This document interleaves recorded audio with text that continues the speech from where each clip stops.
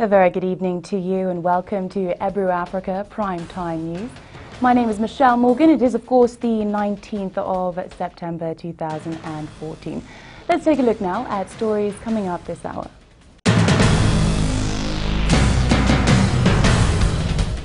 President Uhuru Kenyatta today toured Kibera slum and launched the cleanup of informal settlements by the National Youth Service.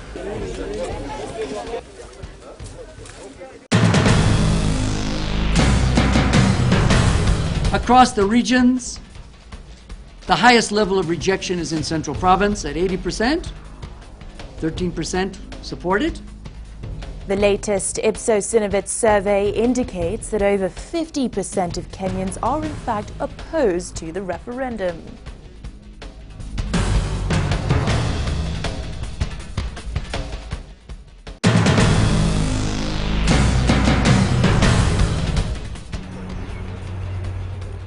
Nakumatt to hold a memorial ceremony outside Westgate on Sunday to commemorate the anniversary of the attack.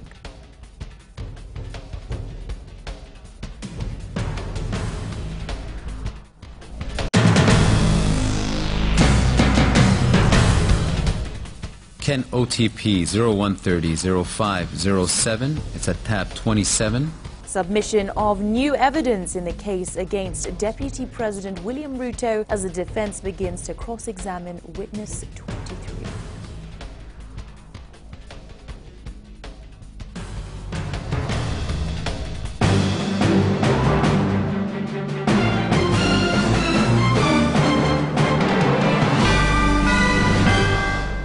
Deputy President William Ruto has today asked leaders to tone down on political rhetoric and focus on development. He added that it was time leaders put aside their political differences and embark on service delivery. Speaking in Eldoret town when he flanked off a fleet of cars to be used by police in Westgate County in improving security, the Deputy President said leaders should take a common stand in solving the problems facing the people.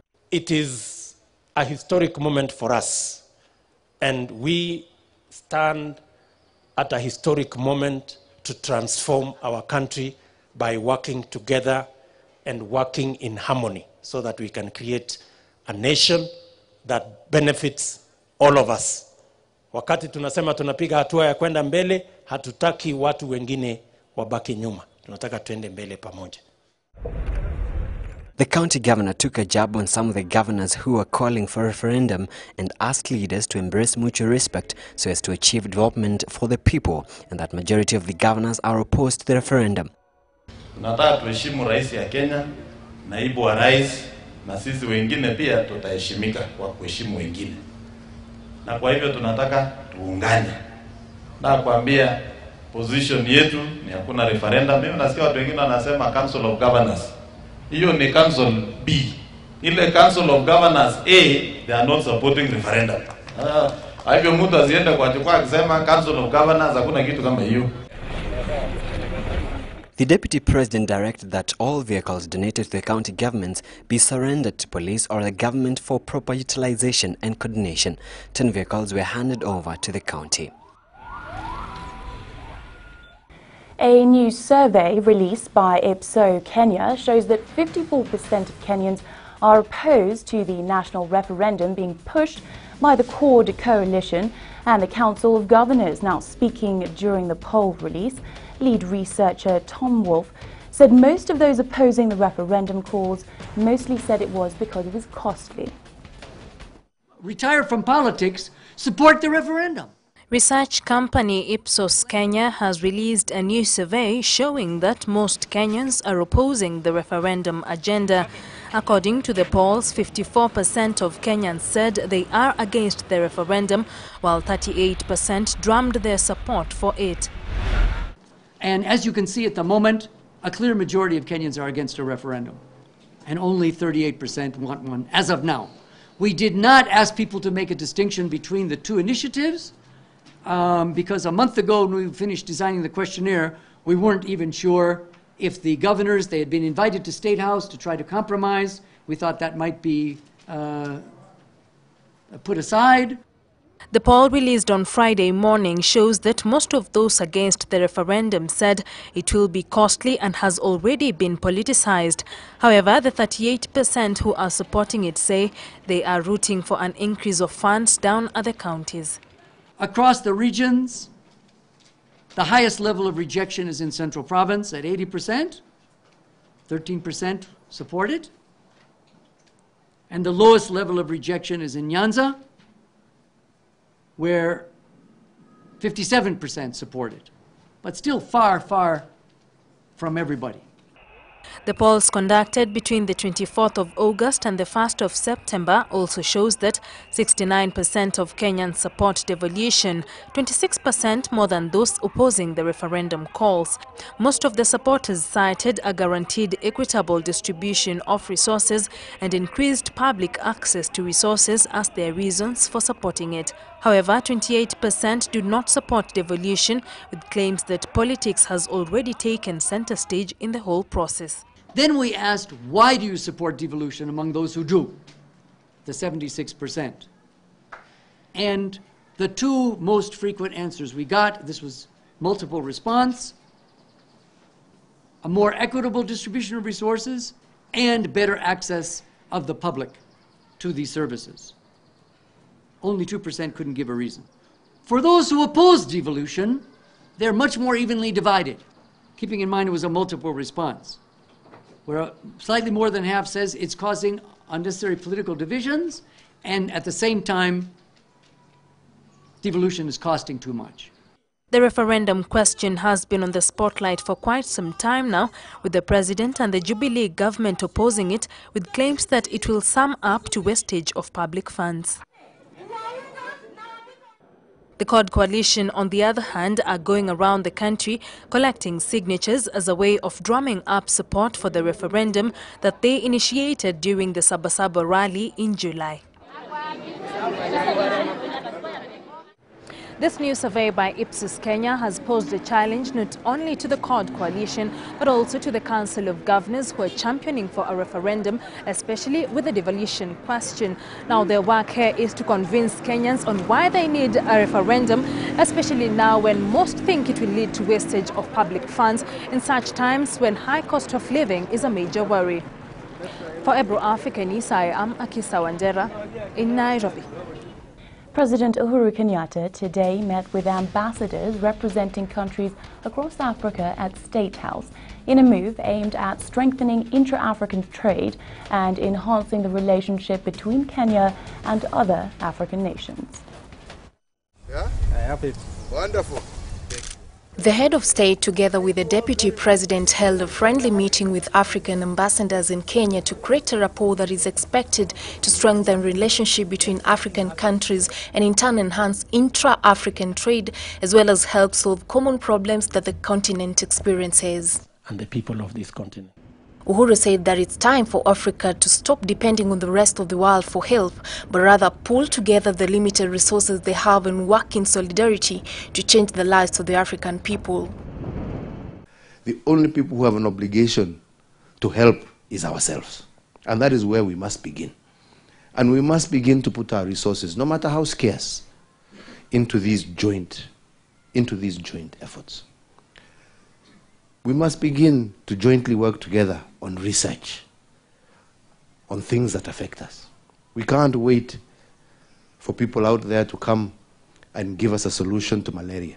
Let us remove these imaginary boundaries and recognize that we are a people who share a lot in common and who have a destiny and a future together. Because Africa Rising is not going to be Africa Rising if any single one of us is left behind. We must pull together. We must work together and then enjoy the fruits and the successes of that effort together. Ruto said that African countries should open up their borders, as that will go a long way in developing the economic potential of the African countries. Borders that we have, they are not made by us. They are not our borders. We should instead turn these borders into bridges, not obstacles for trade and people. Should be bridges to connect us, connect our people, connect the businessmen, connect enterprise.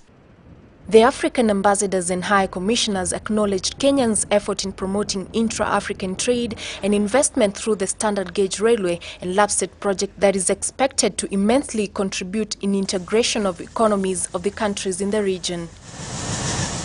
We are well aware of your sustained efforts to promote intra-African trade and investment. You have used your geographical position to support trade and investment initiatives in the East and Central African region. This comes just a month after Ruto visited the U.S. African Leaders Summit that sought to strengthen economic ties between Kenya and the U.S. Learning was paralyzed in public universities after students went on strike to protest the delay of the release of their loans by the government. They blocked adjacent roads, demanding the immediate release of funds by the Higher Education Loans Board. Now, this comes after the Kenya University Students' Organization had given the board an ultimatum of releasing the funds or hold a demonstration along the CBD. The initially peaceful demonstration among the university students turned into a standoff with the police when they attempted to force their way into HELB offices at Anniversary Towers. The police fired tear gas to disperse the students who were hurling stones at them.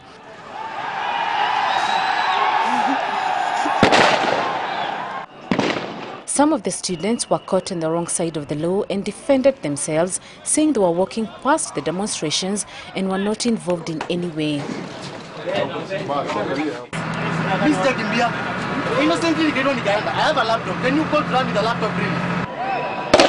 Earlier this week, KUSO officials led by Babu Owino issued a strike notice to the board after a couple of pleas and calls to the HELB management saying most students were unable to start their classes due to lack of fees, which led to disharmony amongst them. Well, in Mombasa, more than 20 students from the Mombasa Polytechnic University were arrested after taking part in the demonstrations. The students have vowed to continue with these protests until all the money is released to their accounts. After 3 hours of running battles between the university students and the police, finally the police managed to clear off these students out of the streets. However, the students have vowed to continue with these riots until their demands are met. Reporting for Ebru Africa, I'm Dina Matengo in Nairobi. The trial against Deputy President William Ruto saw yet another prosecution witness declared hostile. The prosecution sought the application on the grounds that the witness was impugning the prosecution's case.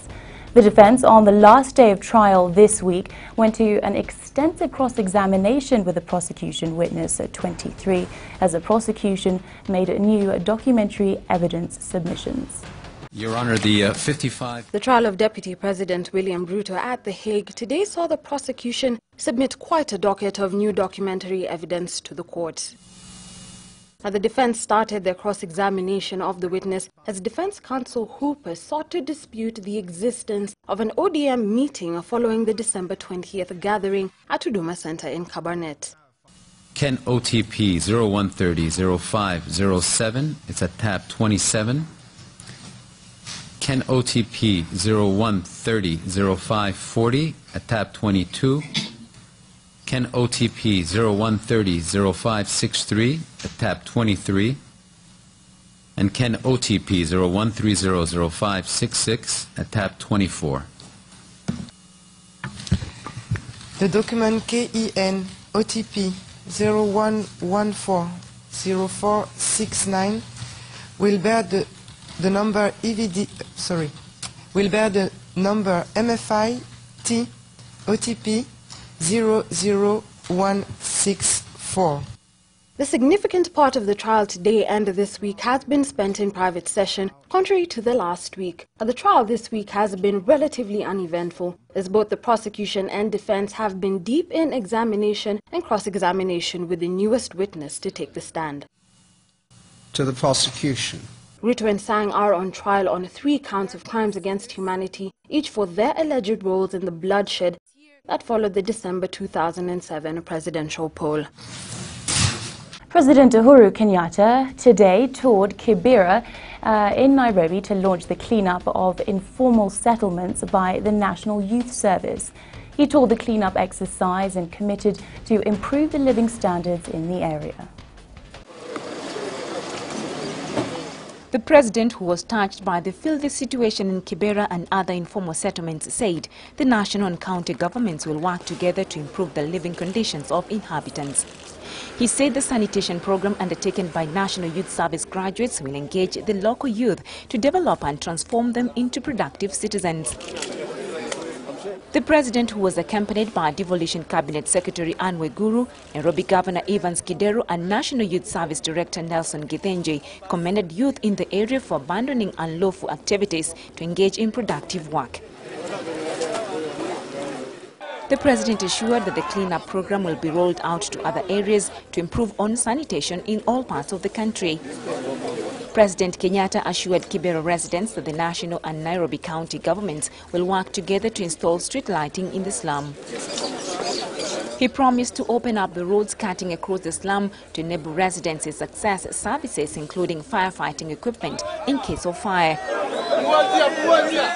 Tutaendelea pia na mpangilio ambao tuko nao wa kuhakikisha ya kwamba hata pia street lighting na mambo mengine tutaweza kufanya. Na tuweze kufungua barabara zetu ndio ukiwa kama kuna emergency isiwe ya kwamba kama vile juzi watu wamechomewa na tutaenda kuwatembelea huko, isiwe ya kwamba wazima moto hawawezi kufika huko kwa sababu hakuna barabara na zimefungwa. The governor welcomed the cleanup program, which he said would improve on sanitation in the slums besides creating employment for the youth. Hii kazi ya kuleta usafi Kibera. Vijana wetu wa NYS, na mimi najua kuna wengine ambao wametoka hapa ambao wamehitimu kutoka NYS. Na wengine pia wataenda. The president once more urged leaders to work together in delivery of quality services to Kenyans. Nominated MP Isaac Mwaura says Kenya needs to put in place stringent laws protecting albinos in the country. Mwaura says albinos need to be protected from the black market trade of their body parts, which are believed to have magical powers. Mwaura was speaking at the Thika School for the Blind, where he relocated Gabriel Kinanjui, who had been affected 3 times in Taita Taveta by child traffickers, with the aim of taking him to Tanzania for witchcraft practices.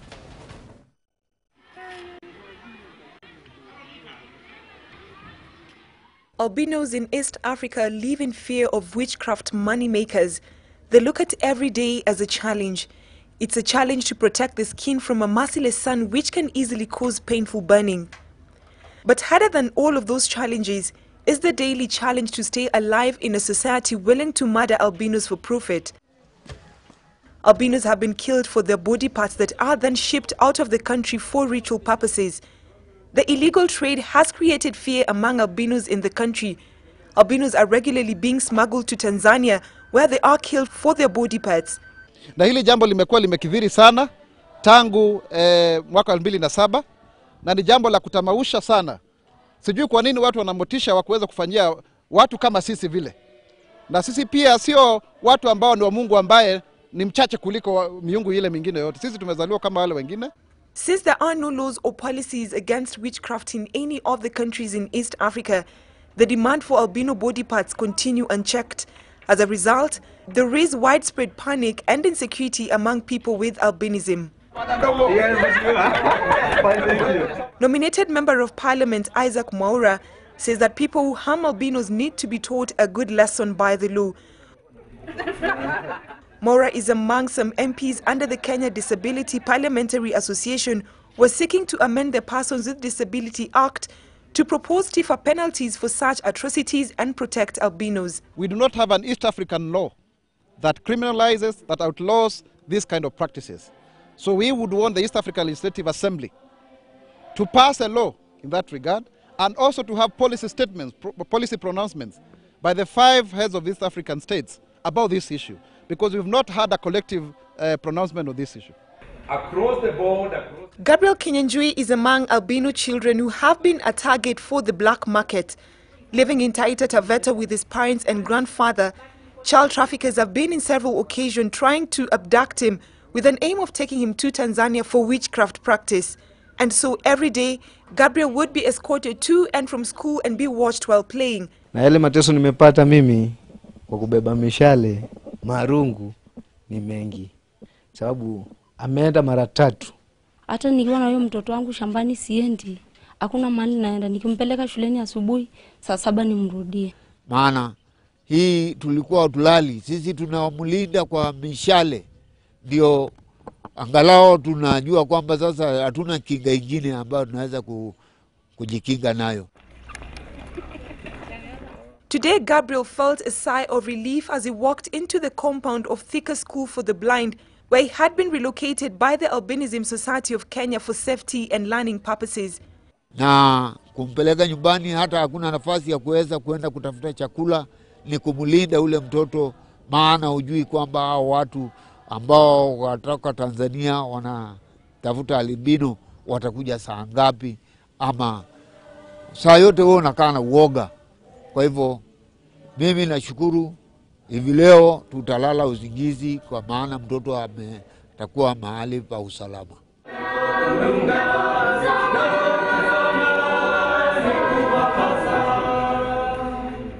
Maura regrets that the Thika School for the Blind is poorly funded and cannot adequately provide all the purpose that people with albinism need in order to live their lives with dignity. He also wants the government to establish a rescue center for albinos who are running from their community due to insecurity. But we need a dedicated rescue center for children with albinism, for adults with albinism, who either are attacked or are ostracized, where they can come and get refuge. It's good that this is a child who can come to this school. What if it was an adult? Where would they have gone to? Well, this is a place where Gabriel will call home for the next 8 years, a place where he will feel loved and protected from the people who wanted to abduct him and take him to Tanzania for cultural practices.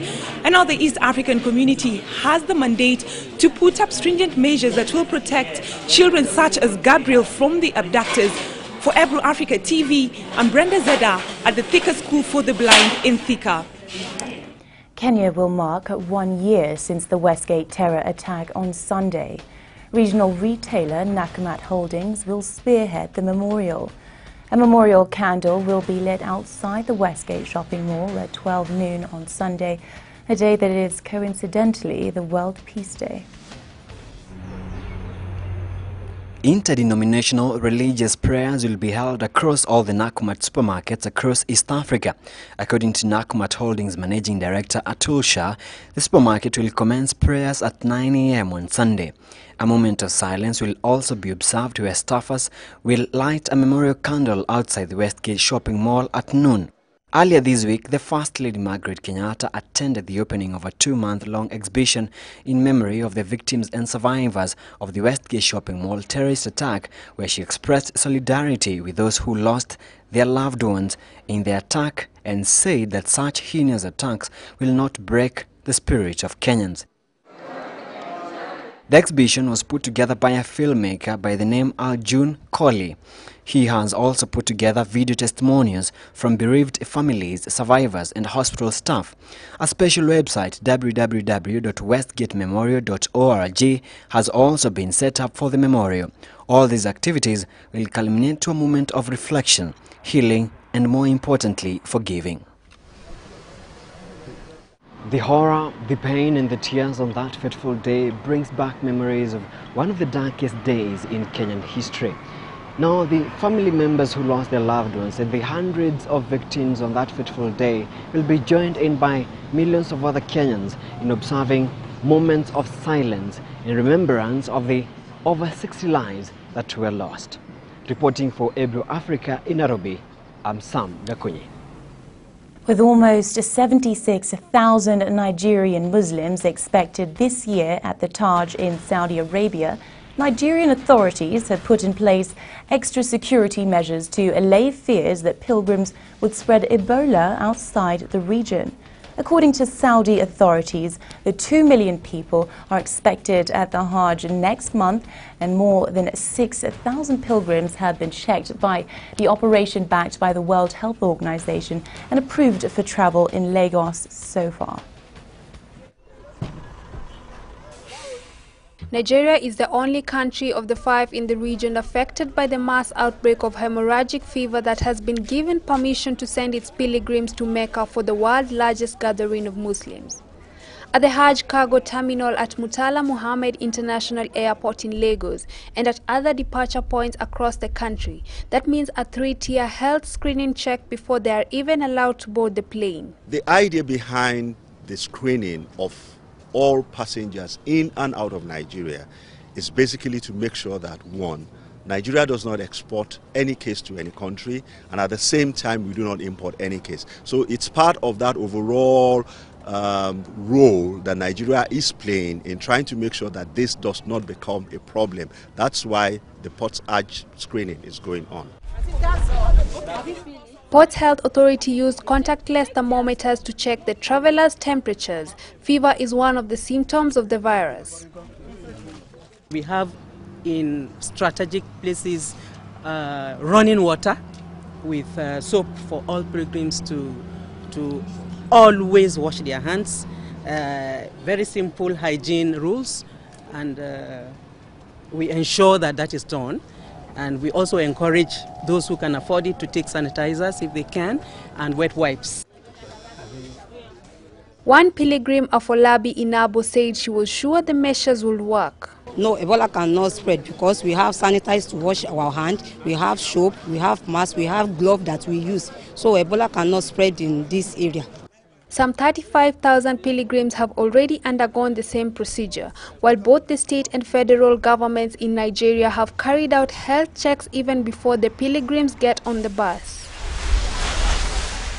Nigeria has been widely praised for its response to Ebola, despite initial fears that the virus could spread like wildfire in the crowded mega city of Lagos, where the first case was detected in July.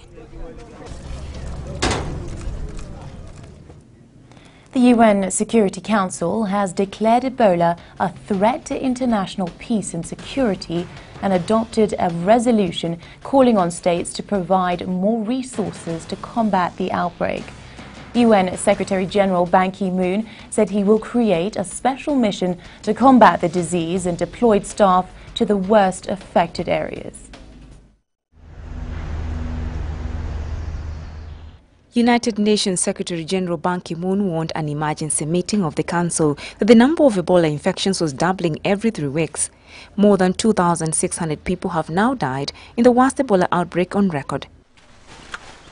The resolution attracted 130 co-sponsors, a United Nations record, and calls on countries to provide urgent aid, such as medical staff and field hospitals, and urged travel bans imposed by some states to be lifted, saying the countries need to have access to aid instead of being isolated. Elsewhere, officials in Guinea have found several bodies as they were searching for a team of health workers and journalists who went missing while trying to raise awareness on Ebola.